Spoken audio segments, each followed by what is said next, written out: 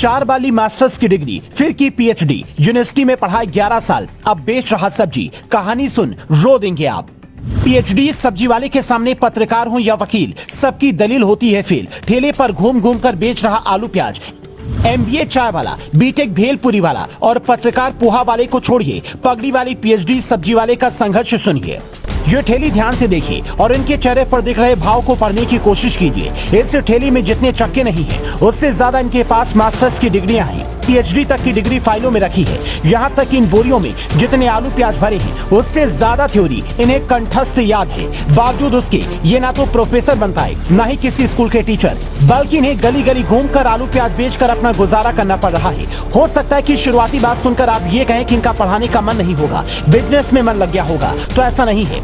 ये जो बोर्ड आप देख रहे हैं, जिस पर पीएचडी सब्जी वाला अंग्रेजी और पंजाबी दोनों में लिखा है, ये भी इन्होंने खुद ही नहीं लगाया, बल्कि इनके पास सब्जी खरीदने आई एक महिला ने जब इनसे बातचीत की और इन्होंने कई मुद्दों पर उससे बेबाकी से बात की, अपनी संघर्ष की कहानी बताई, तो उसने ये आइडिया दिया कि ऐसा पोस्टर बनवा कर लगवाइए, किस्मत जरूर बदलेगी। और आज ये तस्वीर जैसे जैसे वायरल हो रही है, उनके पास स्कूल कॉलेज से फोन आने शुरू हो गए हैं। लेकिन डॉक्टर संदीप का कहना है कि इस बात का भरोसा नहीं हो रहा है कि पहले यूनिवर्सिटी में पढ़ाते वक्त जो हुआ वो अब नहीं होगा। पूछने पर बताते हैं, मेरे पास ग्रेजुएशन, एलएलबी, एमबीए पंजाबी और पंजाबी विश्वविद्यालय पटियाला से पीएचडी की डिग्री है। पत्रकारिता, वुमेन स्टडीज और पॉलिटिकल साइंस में भी मैंने मास्टर्स की है। करीब 11 साल तक पंजाबी विश्वविद्यालय में एड हॉक टीचर के रूप में पढ़ाया। वहाँ सैलरी 35,000 रुपए महीना मिलती थी, लेकिन दिक्कत ये थी कि मैं परमानेंट नहीं था। जब बुलाया तब गया, जब नहीं बुलाया जाता था, खाने पर भी संकट आ जाता था। अब भी रेगुलर करने के लिए लेटर लिखा, सिफारिश और राजनीति पहुंच न होने के चलते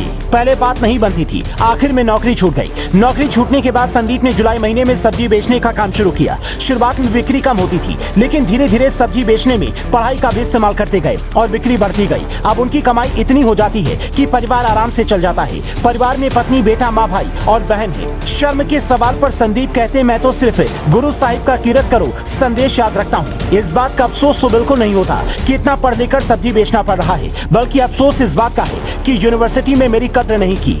वैसे भी 11 साल तक जिस यूनिवर्सिटी में इन्होंने पढ़ाया है, कायदे से उसे इन्हें परमानेंट करने के बारे में सोचना चाहिए था। हालांकि पूरी कहानी क्या है ये यूनिवर्सिटी वाले बेहतर बता पाएंगे। पर फिलहाल पीएचडी सब्जी वाले संदीप को यूजीसी की नई गाइडलाइन के तहत नौकरी अप्लाई करने की जरूरत है, जिसके मुताबिक बिना नेट और पीएचडी के योग्य उम्मीदवारों को कॉलेज में पढ़ाने का मौका दिया जा रहा है। इसके लिए यूजीसी की वेबसाइट पर नोटिफिकेशन चेक कर सकते हैं। 15 साल के अनुभव वाले किसी भी विषय के व्यक्ति जो सारी पात्रता पूरी करता है, उसे प्रोफेसर ऑफ प्रैक्टिस के पद पर नियुक्ति किया जा रहा है। इसमें सैलरी यूजीसी या सरकार नहीं बल्कि कॉलेज देगी।